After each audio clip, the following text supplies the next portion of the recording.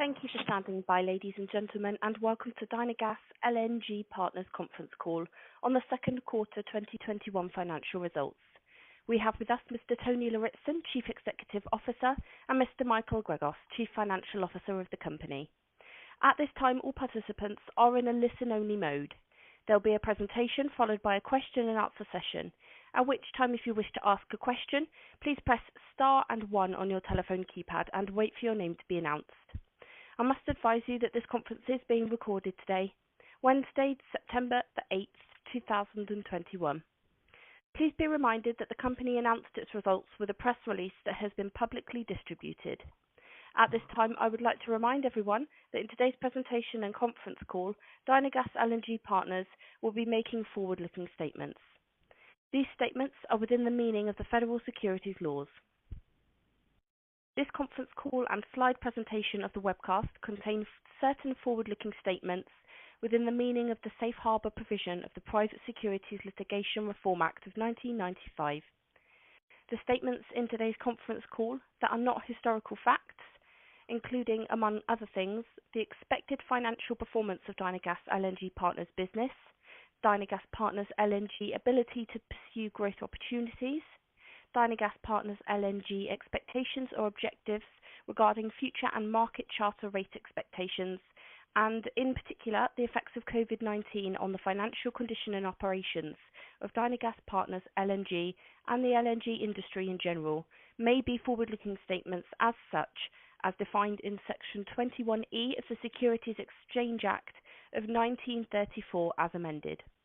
Matters discussed may be forward-looking statements which are based on current management expectations that involve risks and uncertainties that may result in such expectations not being realized. I kindly draw your attention to slide 2 of the webcast presentation, which has the full forward-looking statement, and the same statement was also included in the press release. Please take a moment to go through the whole statement and read it. And now I pass the floor to Mr. Lauritzen. Please go ahead, sir. Morning, everyone, and thank you for joining us in our 3 months ended 30 June 2021 earnings conference call. I'm joined today by our CFO, Michael Gregos. We have issued a press release announcing our results for the said period. Certain non-GAAP measures will be discussed on this call. We have provided a description of those measures as well as a discussion of why we believe this information to be useful in our press release. Let's move on to slide 3 of the presentation. We are pleased to report the results for the 3 months ended 30 June 2021. All 6 LNG carriers in our fleet are operating under their respective long-term charters with international gas producers. The COVID-19 outbreak is still causing operational and logistical challenges for the industry. Despite this, we are pleased to report 100% utilization for our fleet for the quarter. For the second quarter of 2021, we reported net income of $9.1 million, earnings per common unit of 17 cents, adjusted net income of $10.4 million, adjusted earnings per common unit of 20 cents, and adjusted EBITDA of $23.6 million. We paid in May 2021 a quarterly cash distribution of 56 cents and a quarter per Series A preferred unit for the period from February 12 to May 11, 21, and a quarterly cash distribution of 54 cents and 11/16 per Series B preferred unit for the period from February 22 to May 21st, 21. Subsequent to the quarter, we paid in August 21 a quarterly cash distribution of 56 cents and a quarter per Series A preferred unit for the period from May 12 to August 11, 21, and a quarterly cash distribution of 54 cents and 11/16 per Series B preferred unit for the period from May 22nd to August 21st, 21. During the quarter, we issued about $2.15 million worth of common units at an average price per unit of about $2.88 under the amended and restated $30 million ATM sales agreement, which has about $26.5 million of remaining availability. As previously announced, we were pleased to enter into a new time charter party agreement with Equinor for the deployment of our LNG carrier named Arctic Aurora. Under the new time charter agreement, the Arctic Aurora is expected to be delivered to Equinor in September 21, immediately upon the expiration of the current charter party. The new time charter is about 2 years, and the annual gross revenues from the time charter agreement are expected to be about 21.5 million. Equinor has had the ice-class and winterized carrier on charter since her delivery from builders in 2013. Going forward, we intend to continue our strategy of using our cash flow generation to delever our balance sheet, reinforce our liquidity, and generate cash as to build equity value over time, which will enhance our ability to pursue future growth initiatives. I will now turn the presentation over to Michael, who will provide you with further comments to the financial results. Thank you, Tony. Turning to slide 4, our quarter results continue to reflect our stable operating model as our fleet continues to operate with 100% utilization. Adjusted net income for the quarter increased by 5% to 10.4 million compared to the second quarter of 2020, reflecting decreased finance costs, which were counterbalanced by an increase in operating and G&A expenses. Our adjusted EBITDA amounted to 23.6 million, a 2% decrease compared to the second quarter of 2020. Since our debt refinancing in 2019, our profitability has steadily increased and is now stabilized at current levels, with adjusted earnings per common unit of 20 cents for the second quarter, reflecting our stable contract-based operating platform and financial profile. Moving on to slide 5, in line with our strategy of using our contracted cash flow to reduce leverage, for the quarter we utilized 71% of our adjusted EBITDA to service debt and interest payments. For the quarter, we generated 15.8 million in operating cash flow, including a negative working capital adjustment of 3 million. Excluding the working capital changes, operating cash flow for the quarter was 18.8 million, in line with the prior quarter, and after debt service payments and payments to preferred unit holders, we generated 4 million, in line with the prior quarter and our prior guidance. For the quarter, our cash balance increased by about 2.7 million to 86.7 million due to the aforementioned changes and proceeds of 2.1 million from the issuance of common units under our ATM program, the last sale of which took place in May. Moving on to slide 6, this slide gives you a snapshot of certain financial metrics. As of end June, we had 591 million of debt outstanding under one credit facility, all of which has been hedged with an interest rate swap for the life of the loan until its maturity in September 2024. We have no scheduled capital expenditures until 2022, which is when 3 of our LNG carriers will undergo their third special surveys and installment of their ballast water treatment plants. Moving on to slide 7, we are continuing to execute our strategy of organically deleveraging our balance sheet with the cash flows from our contracts, which we believe is the only sustainable way of positioning the partnership for future growth. Compared to the same period 2 years ago, before our refinancing in 2019, our weighted average interest has decreased by 54%, and our weighted average indebtedness has decreased by 114 million, which has resulted in a reduction in interest expense of 7.4 million per quarter. This natural deleveraging process takes time, and we expect that as a result of the 48 million amortization requirement on our sole credit facility, our total projected net leverage will decrease from 5.2 times to less than 3.4 times in 2024 on a steady state basis. Moving on to slide 8, in this slide we show our fleet-wide cash flow break-even per day per vessel versus our contracted time charter rates for the quarter. If we look at the breakdown, we have a competitive cash EBITDA break-even of $18,300 per day per vessel. Cash interest expense represents $8,700 per day per vessel, and repayment of debt is around $22,000 per day per vessel. So our contracted fleet time charter equivalent of $60,879 per day per vessel is well above fleet cash break-even levels of $49,000 per day per vessel, excluding preferred distributions. That wraps it up from my side. I will pass the presentation over to Tony. Thank you, Michael. Let's move on to slide 9. Our fleet currently counts 6 LNG carriers with an average age of about 11.1 years. The charterers of our vessels are substantial gas producers, namely Equinor, Gazprom, and Yamal LNG.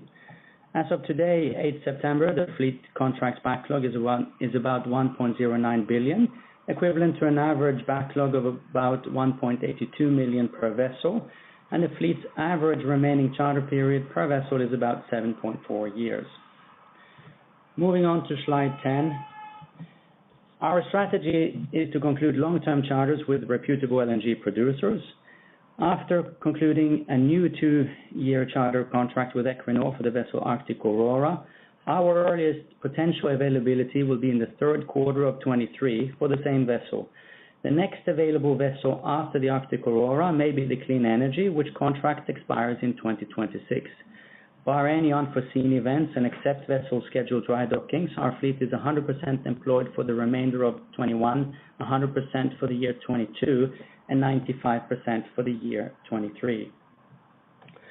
All the vessels in our fleet are employed on time charter contracts with asset-strong counterparties, under which the charterer pays major voyage-related variable costs such as fuel, canal fees, and terminal costs. 2 of the vessels, namely the Lena and Yenisei River, are under dry dock and OPEX cost pass-through contracts that in general provides protection for reasonable inflation in operating expenses. Although we do not have immediate shipping availability, I think it's worth to mention that Q2 21, which season typically can be slow for LNG shipping, was active and healthy, in particular for charters for 6 months and above. There was in general strong demand for LNG, while at the same time also less than expected LNG supply from non-US suppliers, which led to high gas prices. This enabled the US to increase LNG exports, and with most of the additional supply going to the Far East, coupled with waiting time in the Panama Canal, led to a high demand for available LNG carriers. In general, we are optimistic about the outlook for LNG shipping, driven by a growing demand for LNG and a mature global infrastructure network that supports worldwide trading of LNG and consequently an efficient pricing of both LNG and shipping. Although our charter income have not been affected by the COVID-19 situation, as all of our vessels are employed on term contracts, we are monitoring the situation and outlook. From an operational point of view, we are taking strict measures to protect our seafarers, office staff, and other stakeholders along the logistics chain. Moving on to slide 11. 5 out of our 6 LNG carriers have been designed, constructed in accordance with, and are assigned with Ice Class 1A FS notation. These LNG carriers are also winterized down to minus 30 degrees. While the Ice Class notation is in part concerned with the vessel's hull and machinery and ice breaking capability, the winterization features are installed to ensure trouble-free operation in sub-zero areas. Our partnership and our sponsors represent a total market share of about 82% of the global Ice Class 1A FS or equivalent LNG carrier fleet. Our fleet is frequently calling icebound and sub-zero areas, indicating our charterers are able to unlock the value of the Ice Class notation and winterization features. The fleet's typical area of navigation with regards to icebound and or sub-zero areas are the Northern Sea routes where the vessels can operate during summer season, the Sakhalin Island and Northern Norway. As our fleet can perform operations in icebound, sub-zero and conventional areas without any significant difference in operating costs between the 2 areas, we believe our fleet has a broader market reach compared to same type of vessels without ice class or winterization features. Let's move on to slide 12. We are an experienced LNG company known as a reliable service provider, able to perform core operations in particularly harsh environments. Our fleet is unique and provides for trading versatility. Our focus continues to be on operational performance, which translates into high utilization and cost control. Our vessels are employed on term contracts with key industry participants, which cash flow is largely utilized to organically reduce debt. At the current, we are amortizing our debt with about 48 million per annum, and we expect that reduction of debt will reduce our break-even costs over time. We expect that the solid contract revenue backlog of 1.09 billion and competitive cost of debt will allow us to delever our balance sheet, reinforce our liquidity, and generate cash as to build equity value and our cash position over time, which we believe will enhance our ability to pursue future growth initiatives. We have now reached the end of the presentation, and I now open the floor for questions. Thank you. Ladies and gentlemen, as a reminder, if you wish to ask a question, please press star 1 on your telephone keypad and wait for your name to be announced. Again, that's star 1 for any questions. Our first for today is from Ben Nolan from Stifel. Please go ahead. Your line's open. Hi, good morning or afternoon, Michael, Tony. So I have just a couple questions. The first one is on OPEX. I know in the press release, and you talked a little bit about it, that the OPEX is a little bit higher than it had been and was related to COVID. Any color as to sort of how you expect that to play out going forward is sort of what we saw this quarter, kind of the run rate that you would expect? Yeah. I think the current run rate is what we would expect. I think the increase was due to the fact that because of COVID last year, there weren't any crew changes done, and so the costs were, let's say, much lower than they would have been. So the current run rate is what we would expect going forward. Okay, thanks, Michael. And then secondly, I guess for you, obviously there's not a whole lot of moving pieces in the capital structure here, but one of the ones that is, at least maybe possible, and I was curious about, was you have the 9% preferreds that are now trading somewhat above par, but are callable effectively any time. Is there any thinking or any ability, do you think, to perhaps refinance those at maybe a lower coupon to enhance the organic cash retention? Yeah, well, I mean, I think it's challenging to be able to refinance them with similar type of products at a cost which would make sense. Hopefully as we build up liquidity, let's say we look at the company at this particular stage more on an organic basis, what can be done organically. I think right now, we have $87 million on the balance sheet, 50 million is restricted. We do want to maintain some free liquidity for whatever might happen as protection. And just in case something for an opportunity comes up, we can act quickly. But I think at this particular stage, we would rather maintain the current liquidity on the balance sheet rather than buy a small part of the preferred back. And if in the future organically we can do something on the preferred, that's something which is of great interest to us, because it's the most expensive piece of our capital structure. So it's something that we're looking at, and we're thinking about how we can deal with this in the best way. Okay, but it sounds like for now at least, you're waiting to sort of continue to pay down the debt and build the cash balance before there's anything probably really actionable there. Yeah. That's fair. Okay. All right, cool. Yeah. That does it for me. Appreciate it. Thanks, guys. Thank you. Our next question is from Randy Giveans from Jefferies. Please go ahead. Howdy, gentlemen. How's it going? Hi, Randy. I guess two questions. You mentioned your last ATM sale was May, or back in May. Any plans on using that again this year? And also, what is your current unit count? No, at this particular stage, we don't have any plans to issue any further equity under our ATM. I think we mentioned this in our prior call that, if we're going to make any further sales, we have to have a very good idea of what we're going to do with the money. So until that happens, I don't think we're going to make any further sales under the ATM. Right now, the share count is 36,802,247. Precise. So I like it. All right. Well, thank you very much for that. And then my final question.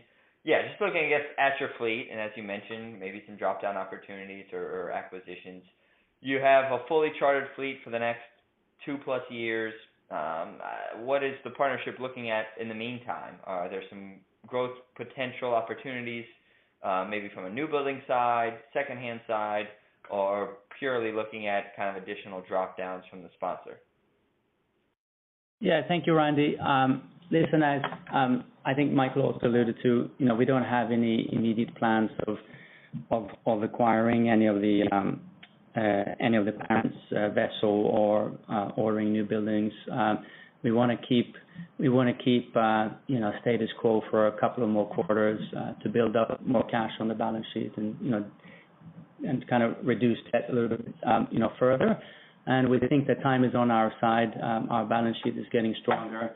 The debt on the parent vessels are getting lower.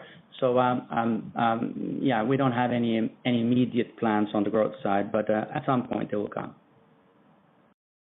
Got it. All right. Well, that's it for me. Thank you. Thank you. Thank you, Randy. Thanks. And there are no further questions waiting. I'll now hand the call back to CEO Tony Lauritzen. Well, thank you to everyone for your time and for listening in on our earnings call. We look forward to speak with you again on our next call. And in the meantime, thank you very much and stay safe. That does conclude the conference for today. Thank you everyone for joining. You may now disconnect.